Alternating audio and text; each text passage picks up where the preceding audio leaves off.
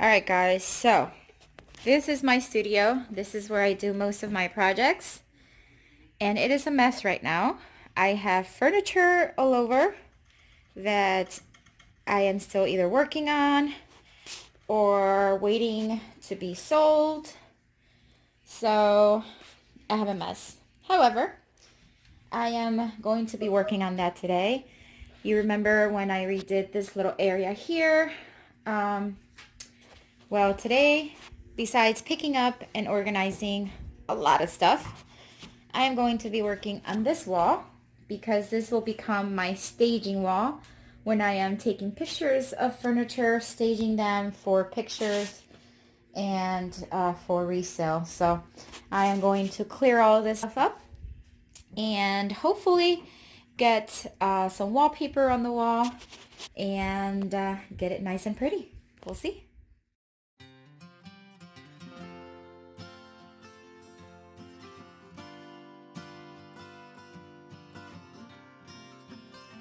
Hey guys, so welcome back to DIY Beauty on Purpose. My name is Leonette, and if this is your first time here, welcome. So I am clearing everything out from this section, and my goal is to get everything cleaned out or cleared out, clean the wall, and then get everything ready to start working on wallpaper on the wall.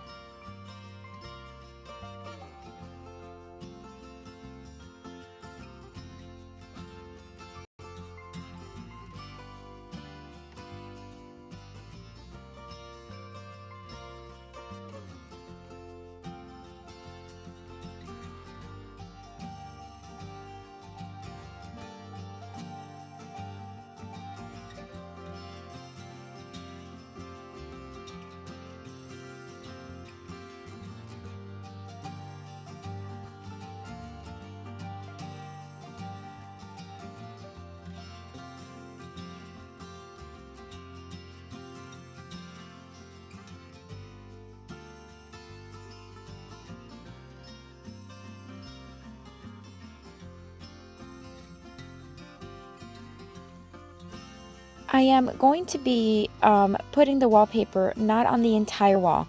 I'm only going to be putting it on a portion of the wall. And so what I'm doing is I measured from the ceiling to about, I think it was about 9 or 8 inches or something like that. So that the wallpaper, as you can see here, I can go from mark to mark and make sure it is as straight as possible. This wallpaper I got on Amazon. I am going to link it down below for you. I was actually very impressed. It stuck to the wall very nicely. Of course, I cleaned the wall, make sure that there was no dust on it. And then I cut the wallpaper so it came in the width that you see there. And it was actually quite lengthy. So I cut 4 strips, I believe it was, or 3 and like 3/4. And then I had to like kind of patch up here and there. But in the end, it looked very good. So what I did was I make sure that that first strip of wallpaper, it is as straight as I can get it.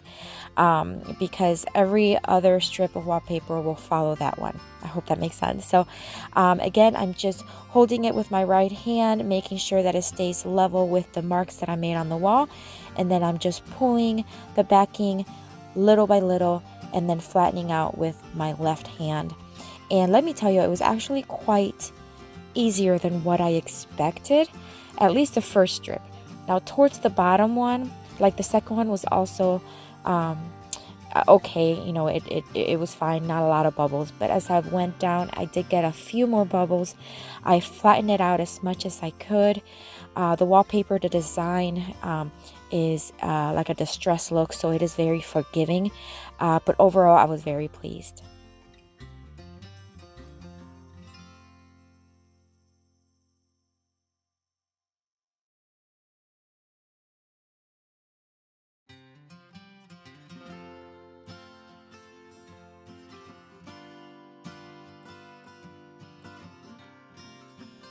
Once I was done with the wallpaper, I just replaced the cover for the outlet, And then I started putting furniture back and just kind of giving you a little preview on how things are going to look. And I'm so excited on how this wall ended up. Alright guys, so here's what a staged... I finished the wall, first of all. I finished the wall. I'm super excited. I am going to actually be trimming it all around with white trim. But for now, this is perfect. And so this is what my normal staged furniture would look like. But as you can see, after I crop it and everything, it looks more complete or finished. But I'm going to give you a look at what everything looks like behind the scenes with things staged on the other side. This is the mess. Let me move over here. There you go. So, while the nice staged furniture is on this side, it is absolutely chaotic on the other side. But that is the beauty of DIYing and painting furniture and doing crafts, and I love and I will not change anything of it. So guys, this is it for today. It was short and sweet, but I'm so excited I got this wall done, and I just wanted to bring you along with it. If you have not subscribed to my channel, I invite you to do so, and give me a thumbs up if you really like this video, and if you have any questions or comments, just comment down below. I hope to see you soon, and have a blessed day.